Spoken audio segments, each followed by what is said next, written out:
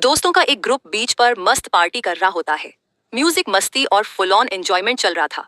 लड़कियां बिकिनी में डांस कर रही होती है और ड्रिंक्स एंजॉय कर रही होती है और लड़के अलग अलग गेम्स और कॉन्टेस्ट्स कर रहे हैं।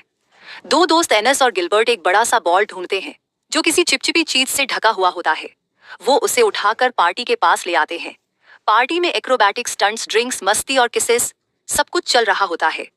अगली सुबह मिच और केली लाइफगार्ड टावर में उठते हैं। जोना और शांडा कार में सो रहे होते हैं और पीछे की सीट पर एनस और रॉनी सो रहे होते हैं। गिलबर्ट तो कबाड़ के डब्बे में सो रहा होता है क्योंकि उसके दोस्तों ने मजाक में उसे वहीं सुला दिया था। मार्शा पिकनिक टेबल पर उठती है। केली टावर से बाहर आती है और अपनी फ्रेंड्स को एक साथ कार में देखती है, जिनमें जोना भी होता है जो कि उसका एक्स बॉयफ्रेंड होता है। केली हैरान होती है क्योंकि बाकी लोग कहीं नजर नहीं आते, बस उनके स्लीपिंग बैग्स बीच पर पड़े हुए होते हैं। मार्शा उठती है और देखती है कि उसके बिकिनी का ऊपरी हिस्सा गायब है। उसे लगता है कि उसकी दोस्त हीदर ले गई होगी, तभी उसे उल्टी आने लगती है। केली नोटिस करती है कि एक चिड़िया जो बीच पर बैठी थी वो अचानक रेत में समा जाती है। वो मार्शा को चिल्लाकर सावधान करती है कि वो टेबल से नीचे मत उतरे, लेकिन तब तक मार्शा रेत पर पैर रख देती है और फिर उससे भी रेत खींचने लगती है। वो जोर जोर से चिल्लाती है, लेकिन बाकी लड़के लड़कियां हैंगओवर में होते हैं। उन्हें कुछ समझ नहीं आता। सिर्फ एनस उसकी मदद करने दौड़ता है, लेकिन उसे भी रेत अंदर खींच लेती है। सब घबरा जाते हैं क्योंकि अब उनकी कार भी स्टार्ट नहीं हो रही होती। मिच लाइफगार्ड टावर से एक रस्सी लाता है और एनस की तरफ फेंकता है, लेकिन रेत की ताकत इतनी भयानक होती है कि वो लड़के को खींचकर चिपका देती है, जैसे किसी ने उसे कुचल दिया हो। थोड़ी ही देर में एनस और मार्शा पूरी तरह से रेत में समा जाते हैं। रॉनी को बहुत बुरा लगता है क्योंकि वो एनस की गर्लफ्रेंड थी। अब उन्हें यह समझ आ जाता है कि ये कोई साधारण दलदल नहीं है, बल्कि बहुत ज्यादा डरावना है। सब मदद के लिए कॉल करने को सोचते हैं, लेकिन सभी के मोबाइल फोन कार के ट्रंक में बंद होते हैं। रात में उन्होंने जानबूझकर सभी के मोबाइल वहां रख दिए थे ताकि पार्टी में कोई शर्मनाक फोटो या वीडियो ना बना ले। जोना फिर से कार स्टार्ट करने की कोशिश करता है, लेकिन कार की बैटरी डाउन होने की वजह से वह स्टार्ट नहीं होती। केली धीरे धीरे रेत के पास अपना हाथ ले जाती है और देखती है कि उसमें से कुछ चुंबकीय धागों जैसे बारीक बाल निकले हुए हैं। इस बीच गिलबर्ट कबाड़ के डब्बे में जागता है और उसे समझ आता है कि वो अंदर फंस गया है और अब वो बाहर नहीं निकल सकता। सब उसे हिलने से मना करते हैं और कहते हैं कि अगर डब्बा गिर जाएगा तो वो भी रेत में समा जाएगा। गिलबर्ट को यकीन नहीं होता। उसे लगता है कि ये सब कोई मजाक है, लेकिन वो खुद से बाहर नहीं निकल पाता और कोई उसकी मदद करने नहीं आता, जिस वजह से वो कबाड़ के डब्बे में ही रहता है। कई घंटे बीत जाते हैं। रॉनी अपनी डायरी में कुछ लिख रही होती है। जोना और शांडा झपकी ले रहे होते हैं और गिलबर्ट को बहुत तेज धूप लग रही थी। केली मिच से पूछती है कि आखिर रात को ऐसा क्या हुआ कि हम सब आराम से रेत पर घूम रहे थे, लेकिन अब ये जानलेवा बन चुकी है। वो उन सबके पास धूप से बचने के लिए सनस्क्रीन का ट्यूब फेंकती है और वही सवाल फिर से अपने सारे दोस्तों से पूछती है, आखिर रातों रात ऐसा क्या बदल गया।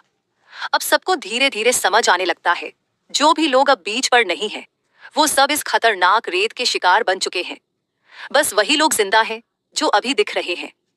जोना गिलबर्ट को सनस्क्रीन फेंक कर देता है। पहली बार गिलबर्ट मुस्कुराता है। फिर वो नोटिस करता है कि वो चिपचिपा बॉल अब भी बीच पर पड़ा है, वही बॉल जो वो और एनस रात को ले आए थे। अब सबको समझ आता है कि वो कोई बॉल नहीं था, वो असल में एक अंडा था जिससे रात को कोई राक्षस निकला है। वो अब रेत में छिपा है और जो भी उसकी जमीन पर आता है उसे वो खा जाता है। ये मॉन्स्टर पहले ही एनस, हीदर, मार्शा और बाकी कई टीनेजर्स को खा चुका है।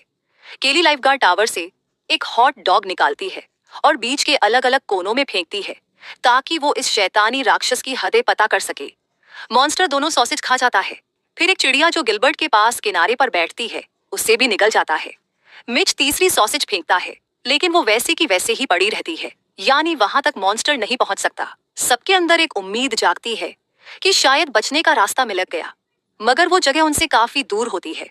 जोना दो सर्फबोर्ड्स उठाता है और उन्हें पुल की तरह लगाता है ताकि वो पिकनिक टेबल तक पहुंच सके।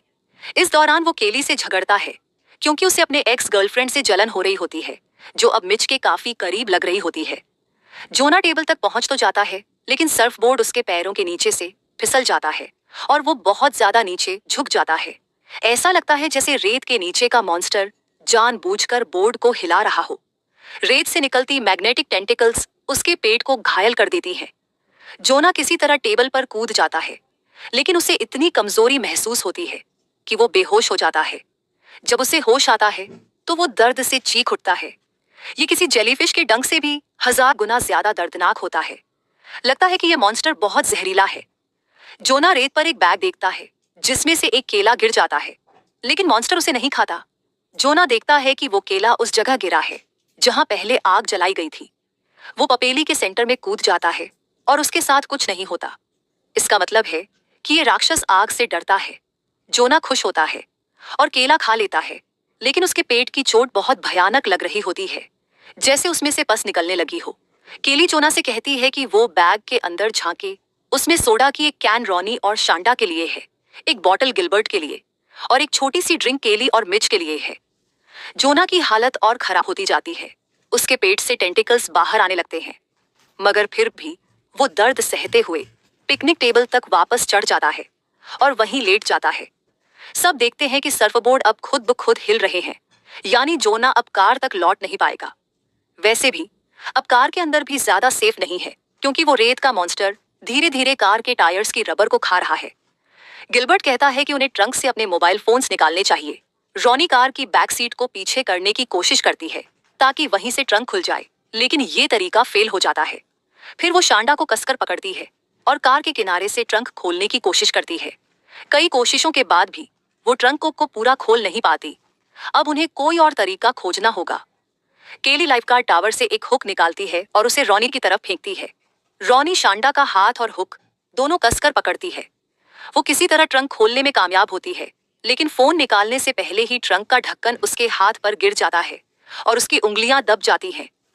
तभी बीच पर एक पुलिस पेट्रोल कार आ जाती है।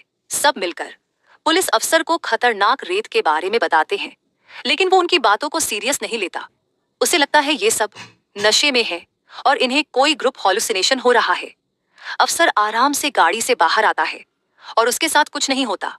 वो सबकी बातों का मजाक उड़ाता है, खासकर गिलबर्ट का, जो अब भी कचरे के डब्बे में बैठा हुआ है। फिर सबको समझ आता है कि पुलिस अफसर के जूते की सोल बहुत मोटी है, इसलिए उसे रेत से कोई नुकसान नहीं हुआ। वो अफसर मिच और केली को आदेश देता है कि वो टावर से नीचे उतरे, लेकिन वो साफ मना कर देते हैं। तभी अफसर की चाबी रेत पर गिर जाती है और वो उसे उठाने के लिए झुकता है। जैसे ही वो रेत छूता है, मॉन्स्टर उसकी बांह को खींच लेता है। वो पेपर स्प्रे इस्तेमाल करता है, जिससे थोड़ी राहत मिलती है, लेकिन उसकी बांह फिर भी नहीं बच पाती और वो शौक में आकर रेत पर गिर पड़ता है और अब वो भी रेत के मॉन्स्टर का शिकार बन जाता है। केली झटपट उसका पेपर स्प्रे उठा लेती है। मिच को एक नया आइडिया आता है। वो चप्पल पहनता है, अपने पैरों को टॉवल से लपेटता है, उन पर पेपर स्प्रे छिड़कता है और प्लान बनाता है कि दौड़कर पुलिस कार तक जाएगा और सबको वहां से ले जाएगा। शांडा कार से उसे एक तौलिया फेंकती है, जो वो सही से पकड़ लेता है, लेकिन जैसे ही वो दूसरे टॉवल के लिए हाथ बढ़ाता है, लाइफगार्ड टावर की रेलिंग टूट जाती है और वो रेत पर गिर जाता है। रेत का मॉन्स्टर तुरंत उसे दबोच लेता है। कोई भी उसकी मदद नहीं कर पाता। सब बस बेबस होकर अपने दोस्त को आखिरी सांसें लेते हुए देखते हैं। रेत मिच को अपने अंदर समा लेता है और बस एक लाल धब्बा रह जाता है। इससे केली सदमे में चली जाती है, मगर वो हार मानने को तैयार नहीं होती। केली शांडा को इशारा करती है कि वो टावर से रेंगकर कार के बोनट तक आए और वो खुद सीधे टावर से कूदकर कार के अंदर चली जाती है। फिर वो शांडा को थप्पड़ मारती है, क्योंकि शांडा ने उसकी गैर मौजूदगी में उसके बॉयफ्रेंड के साथ रात बिताई थी। तभी केली देखती है कि जोना अब भी जिंदा है और दोनों एक दूसरे से अपने प्यार का इजहार करते हैं। केली और शांडा मिलकर रॉनी की उंगलियां ट्रंक से निकालते हैं। रॉनी को बहुत दर्द होता है। केली उसकी चोट पर पट्टी बांधती है। गिलबर्ट को एहसास होता है कि उसने कूड़ेदान से बाहर निकलने की कोशिश में अपने पेट को काट लिया है। जैसे ही उसके खून की कुछ बूंदें रेत पर गिरती हैं, मॉन्स्टर को पता चल जाता है कि शिकार कहाँ छुपा है। शांडा टूटे रेलिंग के टुकड़े लेती है और उन्हें ब्रिज की तरह यूज करके पिकनिक टेबल तक पहुंचती है, जहां जोना पड़ा होता है। उसके पीछे पीछे केली भी जाती है। आखिर में रॉनी आती है, लेकिन वो फिनिश लाइन के पास फिसलकर रेत पर गिर जाती है। केली पेपर स्प्रे का इस्तेमाल करती है, लेकिन कोई फायदा नहीं होता। रॉनी भी रेत के मॉन्स्टर की शिकार बन जाती है। शांडा को मिच का आइडिया याद आता है। वो भी अपने पैरों को तौलियों से लपेटती है और पेपर स्प्रे छिड़कती है और दौड़कर पुलिस कार की ओर पहुंच जाती है। उसका प्लान काम करता है। वो कार के बोनट पर कूद जाती है और खुशी से चिल्लाती है, लेकिन तभी गिलबर्ट पर भी हमला होता है। राक्षस उसे कचरे के डब्बे के नीचे से खींचकर निगल लेता है। वो एक लंबा टेंटेकल निकालता है और उसे पुलिस कार पर दे मारता है। शांडा गिरकर बेहोश हो जाती है। कुछ समय बाद शांडा होश में आती है। वो पुलिस कार के पीछे जाती है और वहां एक इन्फ्लेटेबल राफ्ट पाती है। वो उसे फुलाती है, उसमें कूदती है और केली और जोना की मदद करती है कार तक पहुंचने में। अचानक रेत के नीचे से एक चमकता हुआ विशाल टेंटिकल निकलता है और केली पर हमला करता है। केली जल्दी से कार के बोनट पर चढ़ती है और वहां से 2 गैस कैनिस्टर निकालती है। वो उनके जरिए उस टेंटिकल में आग लगा देती है। सब कार के अंदर आकर कार बंद कर लेते हैं और डर के मारे टकटकी लगाकर देखते हैं, क्योंकि अब भी वो राक्षसी टेंटिकल उन्हें पकड़ने की कोशिश कर रहा होता है। आखिरकार रेत का मॉन्स्टर पीछे हट जाता है। केली और शांडा देखती हैं कि जोना अपनी भयानक चोट के कारण जिंदा नहीं बचा। दोनों लड़कियां गम में फूट फूट कर रोती हैं और फिर थक कर सो जाती हैं। सुबह एक आदमी उनकी कार का शीशा खटखटाता है और पूछता है, क्या वो ठीक है? केली और शांडा देखते हैं कि मॉन्स्टर अब गायब है। अब वे फिर से रेत पर चल सकती हैं, लेकिन सवाल ये है, मॉन्स्टर गया कहाँ?